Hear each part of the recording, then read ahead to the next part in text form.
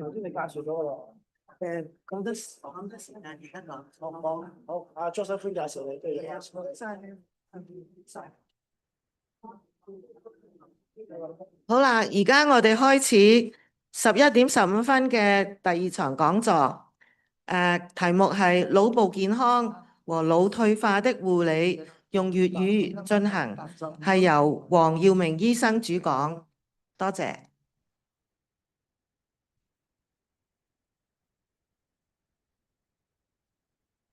各位早晨，係好多謝今日喺星期日，大家都抽時間過嚟中僑互助會呢度咧，係聽呢個2025年嘅健康一日談嘅講座。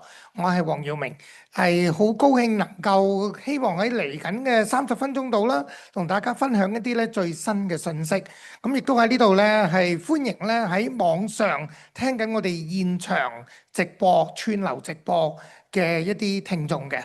今日咧主要就係想講翻喺腦部健康同埋腦退化嘅護理方面有啲咩新嘅資訊呢？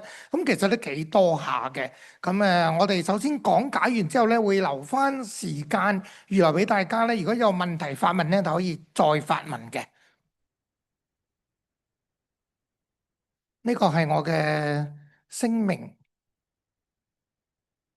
嗱，其實咧好多時我哋話腦部嘅健康咧，無論任何年紀嘅人士咧，都會有興趣知道嘅。無論係年幼啦、成人啦、年長嘅人士，都真係非常之想知道嘅。因為試問有冇任何一個人係唔想自己嘅腦部健康嘅時候，身體有健康呢？因為呢個係常常大家都講到嘅課題。咁其實咧，隨住年紀嘅增長咧，腦部未必一定會變差嘅喎。我哋知道咧，正常嘅腦部功能同埋正常嘅日常功能咧，係每一個年紀嘅人士，尤其是年長嘅人士，好快樂地年長樂齡嘅人士咧，都希望能夠得到嘅。咁但係有陣時咧，係事與願違啦，可能因為嗰個腦部方面有啲變化，有一啲病變不正常嘅變化，咁啊影響到咧日常生活嘅功能。如果影響到日常生活功能咧，我哋就叫做腦部嘅退化。咁有好多名稱嘅，可能大家聽過失智症啦，或者大家有聽過話認知障礙症啦。咁但係有陣時咧喺記憶力嘅變化之餘，如果冇影響到日常生活嘅功能咧，我哋叫呢個情況做輕度嘅認知障礙 （mild cognitive impairment），簡稱 MCI。輕度認知障礙咧並不是一個正常嘅年長嘅情況嚟嘅，所以喺2025年而家嘅時候咧，如果我哋發現有呢個輕度認知障礙嘅情況 MCI 咧，其實都唔可以掉以輕心嘅。但係大家咧要留意嘅就係話咧，無論係輕度認知障礙或者腦部嘅退化咧，並唔係每一個年長嘅人士都必定會經過嘅一啲階段。換過嚟講，如果察覺到有呢啲先兆咧，真係要及早求醫啦。大家明唔明白咧？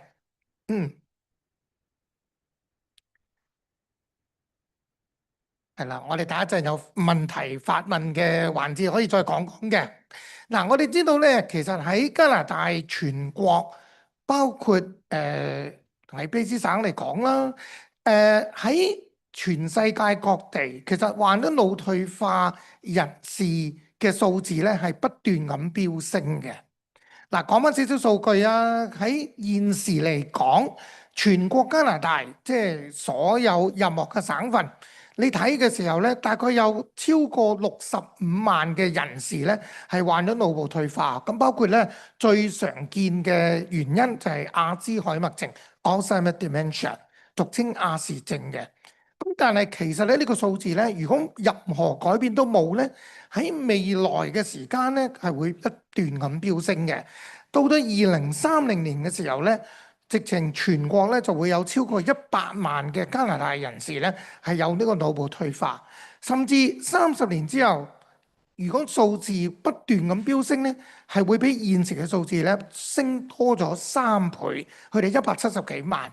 換句嚟講，我哋喺呢個講座啦，每幾分鐘嘅時候咧，就有超過一個新嘅確診嘅情況。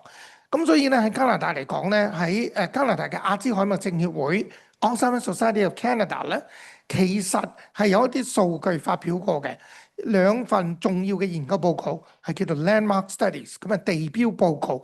咁其實網上大家咧能夠睇得到嘅。咁如果你睇翻數據咧，今日想同講講一啲最新嘅資料啦，其實個真實嘅情況係去到點咧？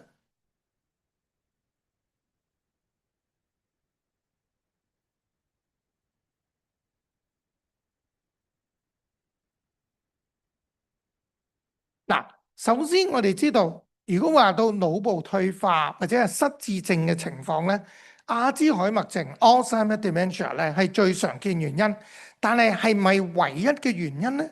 並不是嘅。其實成因有超過50幾種，50幾種嘅成因咧，好多時咧係比較複雜化嘅。呢一張圖表咧就希望能夠解説到，其實除咗話阿茲海默症因為腦部嘅萎縮嘅變化之外，有冇其他嘅成因呢？重點就係如果大家睇下嗰啲箭嘴，呢幅圖嗰啲箭嘴，你可能話哇，睇落去好多箭嘴，好亂龍喎，睇落去有啲似雜亂無章咁嘅感覺。其實呢個感覺咧，亦都正正係研究腦部退化嘅研究人員、醫護人員咧，不停咁樣去嘗試發現究竟係乜嘢原因造成腦部退化呢？因為好多呢啲原因咧，全部都係複雜化嘅。大家可能喺傳媒方面啦，聽到有陣時話啲新嘅療程、新嘅醫治嘅方法，但係係咪話同一種方法喺唔同人士或者腦退化都有功效呢？就未必嘅。點解呢？呢張圖像就有少少嘅端倪啦。因為你睇下嗰個成因嘅複雜化咧，複雜到嗰個程度咧，唔係話單一嘅療程可以處理到嘅。大家明唔明白？呢個重要啊，因為你可能同周邊嘅朋友或者家人講到呢個情況時候咧，有陣時治療嘅方法未必係一致嘅。我哋知道腦部退化咧有好多嘅風險嘅因素，風險嘅因素嘅意思即係話，當呢啲因素存在嘅時候咧，就會增加咗腦部退化發生嘅風險個可能性啦。咁其實咧喺舊年2024年嘅9月份咧，就英國有一份係權威嘅刺針期刊 The Lancet Commission。咁呢一份研究報告咧就話起碼有14種唔同嘅因素，14種因素咧係發生喺人生唔同嘅階段，有年幼階段，有成人階段，有年長階段。當呢啲情況發生嘅時候咧，大家就會知道原來腦部退化可以因為咁而造成嘅。嗱，我哋成日都講到嘅，可能大家咧都有聽過以前嘅講座啦，或者我喺媒體方面咧都有同大家分享過噶啦。我哋話，如果少做運動嘅，少咗社交聯繫嘅，多咗中風嘅風險，譬如俗稱三高。嗱，剛才第一場嘅時候，大家聽過陳醫生講過話，高血壓、高血脂即係膽固醇啦，高血糖、糖尿嘅時候咧，會增加中風嘅風險。嗱，呢啲咁嘅因素咧，其實以前都有講過啦。但係最新嘅研究就話咧，除咗呢啲因素之外咧，仲有其他嘅風險因素，譬如視力同聽力失衡啦，聽嘢聽唔到，其實係會增加腦部退化嘅風險。改善聽障係會減低翻個風險。喺醫學嘅研究上咧，好少嘢咧。當你發現咗個風險提高嘅時候，當你改善嘅時候咧，可以將個風險減翻低嘅。呢一個可以喐動嘅風險指數咧，其實係非常之罕見嘅。咁大家就會明白到話，如果你聽嘢唔清楚嘅時候，咁點搞咧？係咪話我有助聽，不過我唔想配喎？當你唔想配嘅時候咧，其實可能就會間接或者甚至直接咧增加咗腦部退化嘅風險。大家明唔明白啊？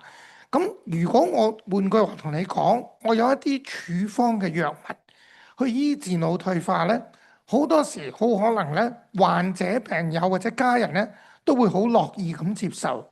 但係當講到話聽障聽嘢聽得唔清楚，而其實有改善嘅方法，就係佩戴適當嘅儀器，未必一定係助聽器，總之係適當嘅儀器。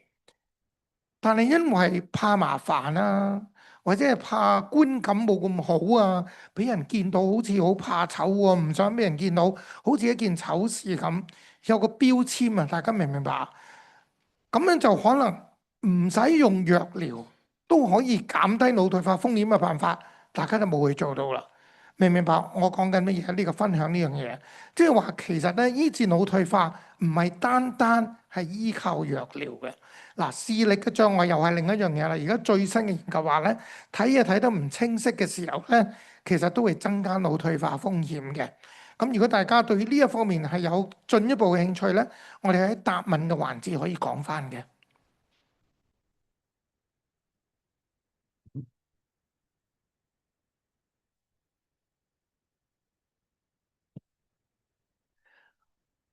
頭先講到話視力啦，呢一個圖像咧就係將好多嘅臨床嘅一啲測試，將佢統一做同一張圖表去表示。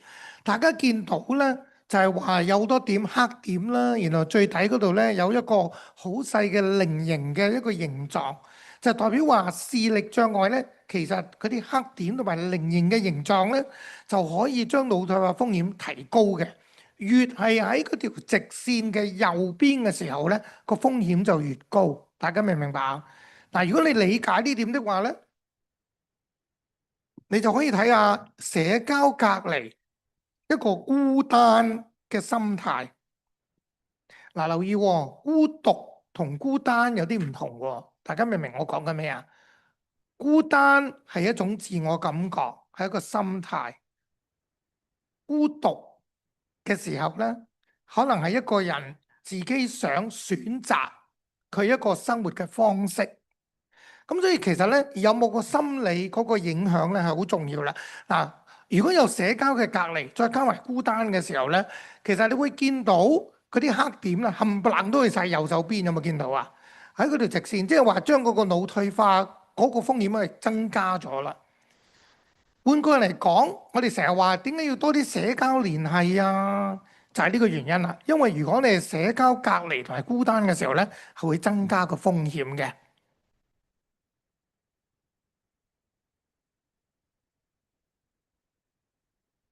咁我哋講到話，除咗呢啲咁嘅因素，有冇其他嘅因素係會增加風險呢？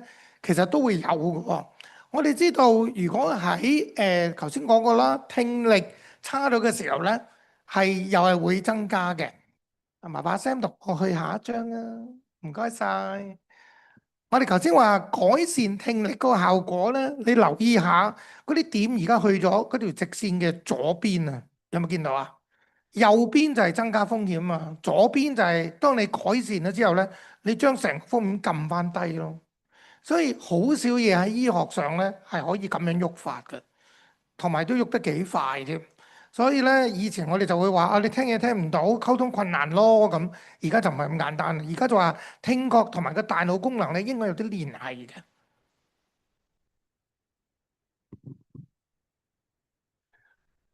好多時咧，通常嚟講座咧，好多觀眾同聽眾都會問啦。咁如果你去打麻雀啊、捉棋啊呢啲咁嘅活動有冇幫助咧？嗱，個答案好肯定係有嘅，不過就唔係因為打麻雀或者捉棋本身嘅關係，係因為嗰個社交嘅聯繫。咁呢啲有啲研究報告話咧，你做一啲動腦筋嘅一啲訓練啊，腦筋腦力嘅訓練，咁其實咧任何嘅訓練都 OK 嘅。好多時咧，有啲尤其是話年長嘅老友記啦，可能咧佢哋中意唱歌嘅，可能中意唱卡拉 OK 啊、唱粵劇啊、大戲啊咁樣。家人哋會成日同我講啦，黃先生佢唱嚟唱去都係同一段同一句，咁點搞咧？其實冇乜所謂嘅。咁啊，希望呢個唔好發生喺夜半三更嘅時候啦，就有少少令人有啲驚人害人嘅感覺。咁但係其實咧，我哋知道腦筋嘅訓練咧，某程度上都可以係有一種保護嘅作用。當然，單靠佢自己本身就未必足夠嘅。加拿大腦部退化嘅患者數目咧不斷咁升啦。頭先我一開始嘅時候都講過，你睇下呢啲數據咧，直情係一路向上升嘅啦。其實唔係淨係加拿大嘅，譬如你睇歐洲國家啦、亞洲國家啦，甚至而家連非洲國家都開始有呢個趨勢啦。之前咧10幾20年前咧，非洲國家未有呢個趨勢。當個人口能夠達到某個年老年長嗰個老齡化嘅情況之後咧，就會有呢個情況發生㗎啦。其實大部分腦部退化患者女性為多，女性多過男性咧。以前嘅講法就話，人均壽命嘅關係，因為女性喺加拿大同埋好多世界唔同嘅地方，佢嘅人均年齡咧係長過男性嘅。腦退化大部分都影響年長人士，咁所以女性多過男性。以前就咁諗，但係而家嘅諗法有啲唔同啦。我哋話女性方面喺身體結構喺個生物嘅層面方面係咪有啲唔同嘅原因呢？令到佢病發個機率高啲呢？咁而家好多醫學研究都係做緊呢樣嘢嘅，其中包括可能睇下荷爾蒙啊，或者係身體其他唔同嘅結構。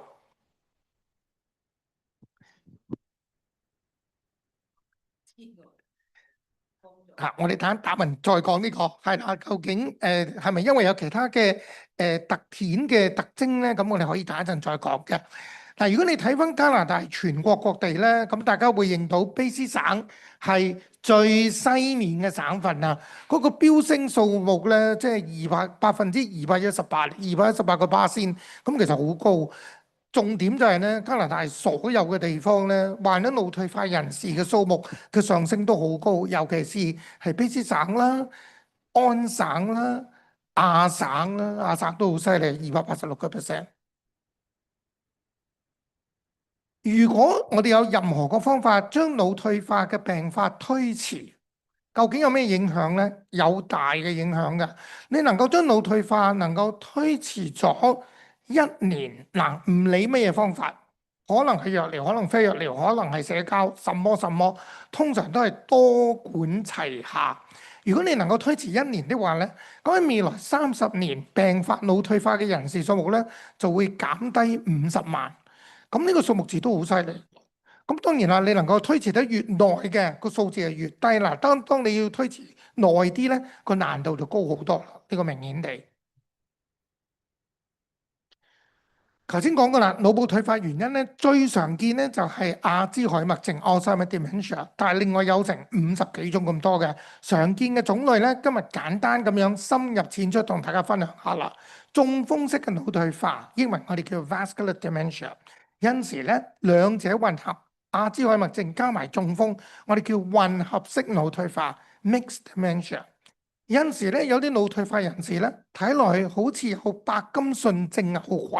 即係話行動緩慢啊、手震腳震啊咁樣，呢個就唔係阿茲海默症嚟嘅。白金遜症類似嘅症候群，但係同時咧有其他嘅原因，我哋叫做腦液體腦退化 （Lewy body dementia）。咁另外有陣時咧，可能再有啲咧脾氣嘅改變啊，好早期嘅時候咧開始有啲小便失禁嘅情況啊，呢啲咁嘅情況咧，可能我哋話係腦前端同埋顳葉嘅退化 frontal temporal dementia。 換句嚟講，好多種。咁好多時咧，要講到即係頭先，尤其是後尾講嗰幾種咧，好多時都需要專科嘅醫生轉介啦。咁可能係神經內科，或者係老人科，或者係精神科嘅醫生，咁去做一個判斷嘅。重點留意嘅地方就係日常生活功能究竟有冇缺損。如果患者之前可以自己照顧到自己，做到啲功能上嘅嘢，而因為腦部退化病變之後，以前做到嘅嘢而家做唔到的話呢，其實呢啲就係我哋話功能缺損啦。起初嘅時候呢，可能係一啲睇落去冇咁明顯嘅嘢嚟嘅，決策嘅能力啊、財管啊、揸車咁。當你自己照顧自己，着衫啊、沖涼啊、刷牙、洗面啊，都唔能夠照顧咧，明顯地已經嚴重好多啦。甚至出現到我哋話有一啲行為上嘅變異。行為上嘅變異嘅意思咧，即係話可能除咗一般見到嘅記性差啦、精神集中唔到之外咧，甚至可能會有幻覺啦、幻聽啦，個心諗住有人成日想陷害佢咁啦。最常見嘅，如果大家嗱簡單做一個好簡單嘅抽樣嘅調查，在座咁多位觀眾裏邊，有邊位你識得嘅家人或者朋友係有腦退化症嘅？舉一舉手啊！嗱，咁啊，驟眼睇咧都差唔多一半啊。咁有陣時咧，好常見作為照顧者家人見到嘅情況咧，就係話屋企個患者唔見咗啲嘢，通常都係啲貴重嘅嘢，錢啊、支票簿啊、首飾啊。咁跟住佢有一個錯誤嘅諗法，就話梗係俾人偷咗啦。通常俾人誣陷話去偷佢嗰個係邊個呢？就係最接近佢勞心勞力照顧嗰個。大家有冇聽過呢啲咁嘅情況？呢個好常見。又或者個患者本身可能係一位女性，甚至男性都會可能嘅。佢見到自己嘅配偶特別同個街坊啊、鄰居啊，甚至可能嚟清潔屋企嘅工人姐姐啊，傾多兩句，跟住佢就話啦：你同佢一定係有路。有冇聽過呢個啊？好常見啊，係啦。我哋英文上咧，嗱，如果我啲醫科生今日唔喺度，醫科生喺樓上做緊嘢。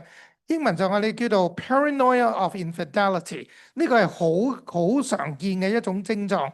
咁嘅時候就大件事啦，變咗咧。如果係話工人姐姐幫手屋企個家務助理，而覺得個患者覺得佢同佢嘅配偶係有不尋常嘅婚外情，咁嘅時候咧就好大件事啦。咁所以呢啲咁嘅情況咧，其實往往就係最常令到照顧者心力交瘁其中一個好常見嘅原因，亦都係好難處理嘅。因為點解咧？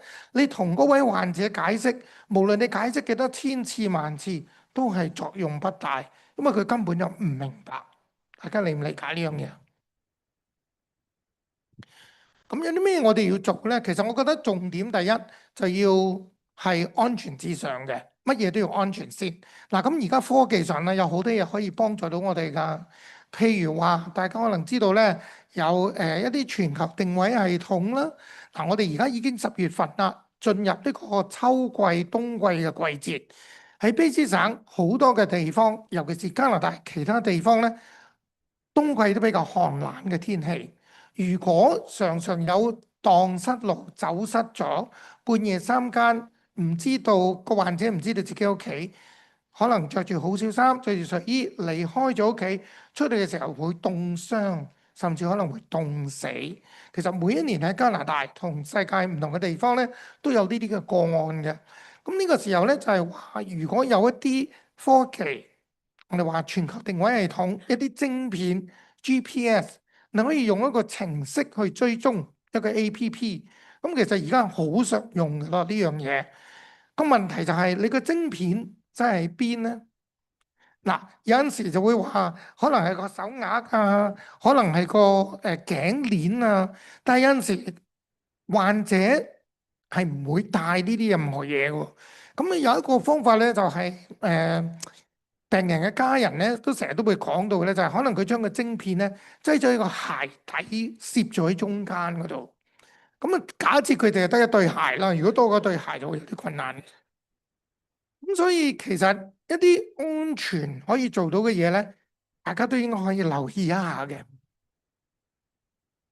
當然啦，我哋喺卑詩省咧係非常之好彩嘅，因為我哋有卑詩省嘅阿茲海默症協會 （Alzheimer's Society of BC）。咁我哋有華語服務嘅病人資源中心。我哋今日其實有好多個同事都喺後邊嘅攤位嗰度咧，同大家可以分享一啲資訊嘅。重點就係有免付費嘅中文熱線。咁免付費中文熱線咧，其實大家如果有任何嘅問題，有任何嘅困擾咧，可以打電話同我哋嘅同事傾一傾嘅。咁今日講完呢個講座之後咧，喺攤位嗰度咧，同事都可以回答翻大家嘅問題嘅。嗱，頭先講話預防咧，多啲運動啊，多啲社交啊，改善視力嘅聽障啊，呢啲都都有幫助。其實唔係淨係預防㗎，就算真係有咗腦部退化嘅患者咧，呢啲方案都同樣地係有幫助嘅。音樂嘅治療啊，我特別想講音樂治療啦。就除咗因為我有個同事喺度啦，今日就係卑斯大學醫學院嘅音樂學院嘅講師喺度啦。咁其實音樂嘅治療咧，我哋知道音樂對於我哋每個人咧情感上都有一定嘅幫助嘅。患咗腦部退化嘅人士咧，其實好多時頭先咪講嗰啲行為上嘅嘢嘅。行為上嘅困難咧，如果你用一啲音樂能夠平和咗佢咧，可以減低食藥嘅需要。咁其實好重要咯呢樣嘢。咁而家好多音樂嘅療程咧，都係講到呢方面嘅嘢嘅。藥療方面啊，喺藥療方面咧，其實暫時嚟講，我哋未有根治腦部退化嘅藥物，唔能夠將佢逆轉過嚟。我哋嘅藥物處方藥物係能夠減慢病情退化速度，從而保存現有功能。呢啲藥物喺加拿大係有嘅，其實都有咗一段時間啦。咁當然有好多新嘅科研係會有啲新嘅藥療嘅方向，但係暫時就未喺加拿大批准嘅。我今日都想同大家係分享一下嘅。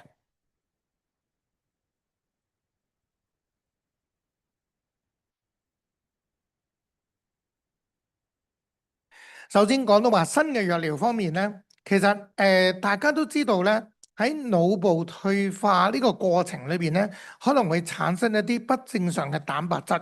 不正常嘅蛋白質咧，其中一類型咧，我哋英文就叫做 amyloid protein，中文嘅翻譯咧就係叫做澱粉質型嘅蛋白異片。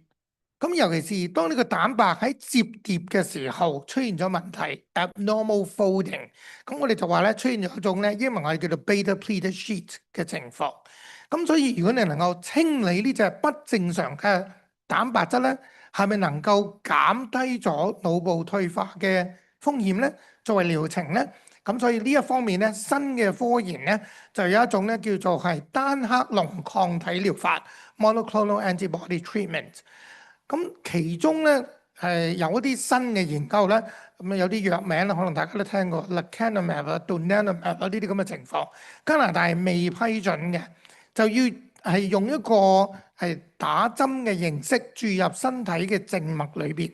問題就係咧，都可能會有啲副作用嘅，包括可能係腦部嘅內出血嘅情況啦，同埋腦部嘅一啲積水嘅情況，即係體內好似嚴重嘅中風咁。咁好明顯啦，我對科研係充滿信心嘅。雖然我哋暫時未到達嗰個安全嘅境地，同埋嗰個療效嘅效應，但係我覺得如果我哋繼續咁去的話咧，成個研究個速度咧已經係催化咗㗎啦，已經快咗好多。咁希望喺不久嘅將來咧，真係能夠改善到安全性同埋效用性。我哋暫時未到嗰個位，大家明唔明白啊？呢個就係我喺 CBC National 即係全國個新聞訪問嘅時候咧，亦都提及到呢樣嘢嘅。另外咧，大家如果有睇開近年嘅傳媒嘅消息咧，其實我都同新時代電視嘅晚間新聞做咗個訪問嘅。呢個訪問應該就嚟就出街嘅，應該就嚟緊一兩個星期會出街嘅。就係講話有冇一啲新嘅診斷嘅方法，譬如用一啲非侵略性嘅，例如驗血。因為而家咧，我哋知道話，除咗頭先講嗰隻不正常蛋白之外咧，其實都有第二啲蛋白嘅病變。其中一隻咧，英文我哋叫做 p-tau217，咁中文咧就叫做磷酸化 tau217蛋白病變 （phosphorylated tau217）。咁其實就即係話咧，呢個咁嘅病變咧係可以抽血睇到嘅。暫時嚟講，其實係一個研究階段，未成事嘅。點解咧？如果你大家留意翻咧，喺歐洲嗰邊，尤其是英國嗰邊咧，好多研究咧，佢就話希望喺未來嘅5年之內，能夠有啲即係一啲破解嘅方法，能夠有大嘅進展。咁佢就咧將成件事咧就係標榜為咧一個係大挑戰，一個血液生物標誌物嘅大挑戰 （Blood Biomarker Campaign）。a blood biomarker challenge。咁其實佢成件事咧就即係話咧喺英國特別係想將呢方面研究加快。咁加拿大都有做緊嘅，不過暫時嚟講咧係未被批准嘅。咁我知道咧喺中港台地方咧有啲地方已經開始話啊，其實你私營嗰方面咧可以做呢啲測試喎咁樣，但係其實就係未被批准嘅，大家要留意翻下。咁所以其實好多新嘅嘢咯，咁我哋希望能夠將來咧盡量係能夠提早診斷方面嘅。講到講座嘅尾聲咧，一定要大家提啊，其實喺自腦退化呢個路程呢個過程咧，成件事唔單單係個患者本身受影響咯，照顧者方面影響都好大嘅。我哋加拿大嘅數據話，平均每一位喺加拿大有腦退化人士咧，佢哋周邊嘅家人或者朋友喺照顧方面咧，每星期要花上28小時。咁好長喎，28小時即係成份全職嘅工作。當然啦，就冇人工出嘅，仲有不斷嘅你自己嘅付出，無論係身體、精神、心靈。咁所以身心靈方面咧，其實都有啲困難嘅。咁我亦都之前講過啦，喺卑詩省我哋好高興係有卑詩省嘅阿茲海默症協會，咁啊有華語嘅服務嘅病人資源中心。今日亦都係同事啦。同事阿 Leanne 喺度啦，同埋其他嘅同事，咁喺攤位嗰度咧，我哋講咗之後咧，好樂意係回答大家對於腦部退化同埋初步嘅認知障礙嘅一啲問題嘅。喺減壓方面啊，照顧者壓力咧大嘅時候咧，其實唔單單係影響咗照顧者本身嘅健康，亦都影響到咧，其實嗰個病友嗰個家人咧。其實可能會產生嘅問題，嗱，大家可以理解啦。如果照顧者方面，因為事實上咧就係太過心力交瘁啦，冇辦法喺個社區繼續去照顧翻患咗腦部退化嗰位患病友嘅時候，其實對於個人啦、家庭啦、社區啦，同埋整個社會方面咧，都好大影響嘅。之前咧講過 TED Talk 啦，大家有興趣可以網上都睇到嘅。咁有5種嘅翻譯咗5種嘅言語，包括有繁體中文同埋簡體中文。咁嚟講下咧，點樣有咩辦法可以令到家人，尤其是年長嘅人士留喺社區、留喺屋企裏邊嘅時間耐啲咧？咁大家可以睇翻嘅。咁啊，今日咧我哋講座係30分鐘講完啦。咁我哋咧最主要咧就係希望同大家分享到，原來腦部退化、認知障礙並不是一個正常嘅年長嘅情況。如果真係有啲先兆嘅時候咧，其實有辦法預防啦，及早求醫啦，都有幫助嘅。咁我想留翻大概5-6分鐘嘅時間咧，係邀請大家可以有任何嘅問題，可以做翻一個答問嘅環節嘅。多謝各位。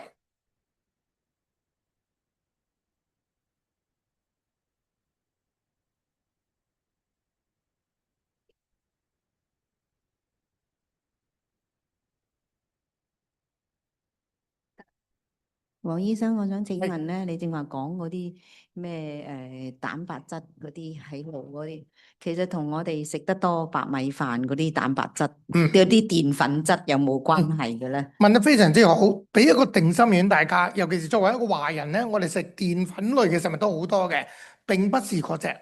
係啦，我頭先講嘅澱粉質類型蛋白質病變 （amyloid protein abnormality） 咧，同我哋食嘅食物裏邊嘅澱粉質係沒有關係嘅。呢一隻澱粉質類型嘅蛋白質咧，喺每一個人嘅身體裏邊咧，遍佈全身都有嘅，係一個本身體內係啦，係個正常嘅蛋白。個問題個病變咧，唔係個蛋白，係佢個摺疊個方法嘅新陳代謝出咗問題，所以唔關食嘢事。即係我哋自己幫唔到嘅，食物幫唔到。食物幫唔到，亦都問得好啦。究竟食方面、食療方面有冇幫助咧？不大。順帶都講下啦，因為通常講座咧好多時都會問啦，係咪食一啲食物個樣好似個腦就會有幫助咧？就唔得嘅。例如合桃，係咪食好多嘅咖喱？因為你好中意食咖喱，食咖喱有冇幫助咧？嗰個黃薑粉 turmeric 係有啲人係咁都唔得嘅。椰子油，我亦曾經有人講嘅，椰子油咧唔單止對腦部功能沒有幫助，對你嘅膽固醇仲係極度上升，咁就唔好啦更加係冇益啊！嚇，就唔好啦。後邊有個問題啊，後邊嗰度。啊，告示。你先，等陣下一個你我。德德邦你好，係我就想問一問你咧，一個老人家咧，我今年80幾歲，係咪好容易即係冇乜記性咧？係咪即係個腦退化？好多謝你嘅分享。其實咧，好多老友記啦、年長人士咧，都會有呢個情況發生嘅。我亦都派一個定心丸俾你，同你分享，就係未必一定係腦部退化嘅。譬如我哋今日講完講座之後，你出去食飯，食飯嘅時候可能見到個好耐冇見嘅老朋友，跟住忽然間唔記得佢個名，係咪代表你就係有腦退化呢？未必一定，因為可能嚟緊嗰2、3個小時咧，自動個名就浮翻出嚟，咁就唔算。重點係影響功能，如果影響到你日常生活功能咧，就要留意翻啲啦。下一題。Hello，我咧有個問題，應該係冇關，我長期唔食魚嘅嚇，咁同埋咧，我覺得腦退化咧最緊要講多啲嘢，講多啲嘢，同朋友講多啲，會唔會好啲啊？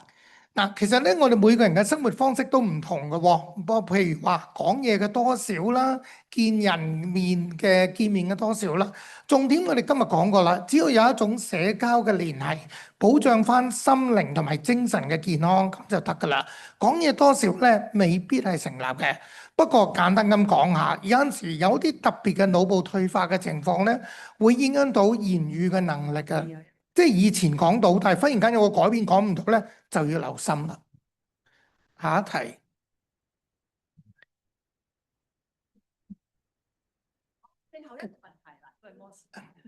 黃醫生，請問咧腦退化會唔會叫做咩啊？遺傳啊？嗯，大部分腦退化個案咧都係零星嘅案例，並不是遺傳嘅。大概有3%至5%。如果個族譜家族病史每一代都有人腦退化咧，就可能係家族遺傳式3%至5%，即係95%至97%都唔係嘅。同埋好快脆咧就記唔到嘢，譬如我喺廚房入房攞嘢咧，入到房已經完全唔記得做咩，又要翻廚房睇翻環境先再記得係做乜嘢。嗱，因為人嘅記憶力嘅結構咧係好奇妙嘅，有陣時心情有影響啦，譬如你嗰排個身體健康同埋精神健康個狀況如何啦。但係如果真係有擔心嘅話咧，不妨可以請教翻家庭醫生去睇下究竟係咪有啲輕度認知障礙嘅先兆，咁有啲評估可以做嘅。好啦，時間到啦。多謝黃醫生，我哋而家代表中僑送翻個感謝狀。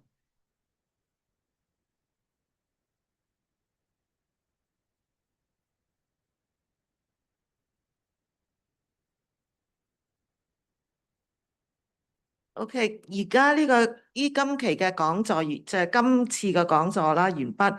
下一場嘅講座咧，就係12:50，個題目咧就係牙教棘棘聲點算，係用粵語進行嘅。12點鐘。而家咧，12點鐘咧就係我哋嘅開幕典禮。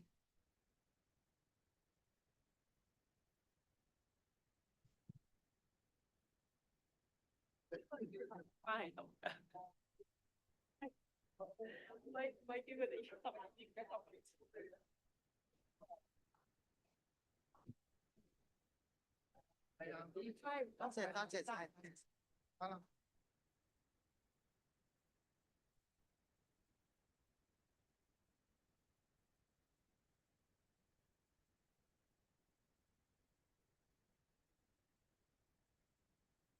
開幕典禮即將開始。